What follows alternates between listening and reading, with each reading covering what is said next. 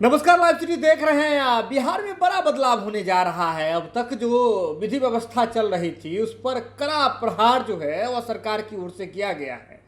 अब तक आपने देखा होगा कि जैसे ही कोई मामला होता था, छोटा मोटा भी मामला होता था, लोग इलाज करवाने के लिए जाते थे तो दवा तो बाद में मिलती थी, लेकिन उससे पहले पर्ची पर एक चीज लिखा जाता था, वह है रेफर।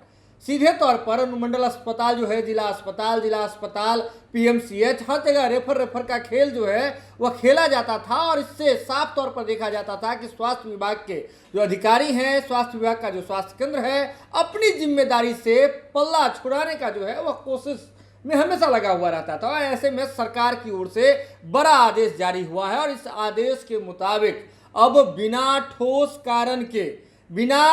कारण के कोई भी अस्पताल जो है वह रेफर नहीं कर पाएगा, पेशेंट को रेफर नहीं कर पाएगा। अब आप कहिएगा बिहार तो बहुत बड़ा है, इतने स्वास्थ्य केंद्र हैं, इसकी मॉनिटरिंग कैसे होगी? तो इसके लिए भी सरकार की ओर से विधि व्यवस्था दुरुस्त की गई है। आपको बता दें कि अब जैसे ही कोई मरीज अस्पताल के कैंपस में इंटर करेगा तो अस्पताल में जाते ही मरीज का जो है एक आभा आईडी वह बनाया जाएगा और आभा आईडी जो है वह डिजिटल मरीज की पहचान होगी।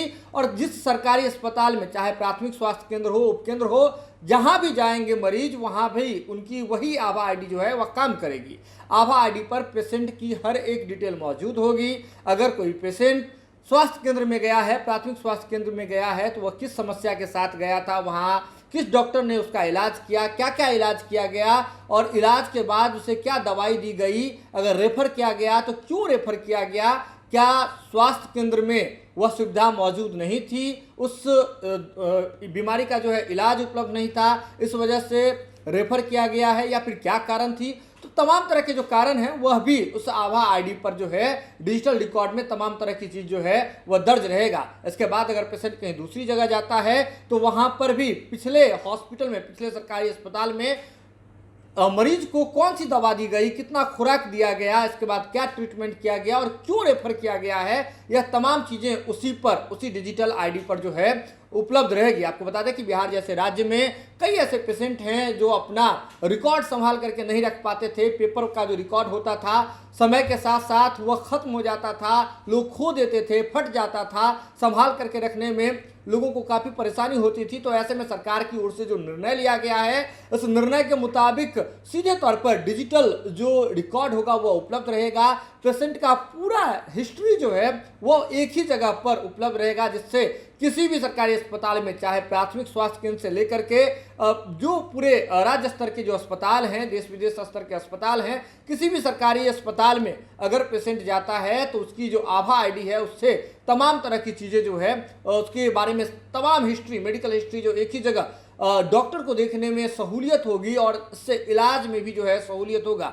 लेकिन सीधे तौर पर बता दें आपको कि बिहार सरकार के जो स्वास्थ्य विभाग के सचिव हैं कुमार रवि, उनकी ओर से निर्देश जारी किया गया है। तमाम जो सीएस हैं उन्हें जो है यह निर्देश जारी किया गया है कि रेफर करना जो है आप बंद कर दीजिए। अगर आपके हॉस्पिटल में, आपके स्वास्थ्य केंद्र में इलाज अगर है तो आप रेफर करना बंद कर दीजिए। अगर इलाज नहीं है तो आपको ठोस कारण लिखने के बाद ही, और अस्पताल अधीक्षक ही जो है इन तमाम ठोस कारण को लिख पाएंगे, उसके बाद ही रेफर जो है वह किया जाएगा। तो कहीं ना कहीं सरकार का यह कदम जो है बिहार के करोड़ों ऐसे लोग हैं, बिहार के करोड़ों ऐसे मरीज हैं जिसके लिए राहत देने वाली खबर है। और उन्हें झोला उठा करके राजधानी पटना में जो लोग देखे जाते हैं कि सुदूर क्षेत्र से लोग झोला लेकर के आते हैं पटना में और अस्पताल का चक्कर काटते रहते हैं, तो कहीं ना कहीं ऐसे मरीजों को जो है अपने क्षेत्र में सुविधा देने की कोशिश सरकार की ओर से की जा रही है। ये आने वाले समय में पता चलेगा कि सरकार का यह प्रयास कितना सफल रहा। यह खबर आप लाइव सीरीज के यूट्यूब पर देख रहे हैं तो आप सब्सक्राइब कर लें, फेसबुक पर देख रहे हैं तो फॉलो कर लें। जुड़े हैं लाइव सीरीज के साथ, खबरों का सिलसिला लगातार जारी है।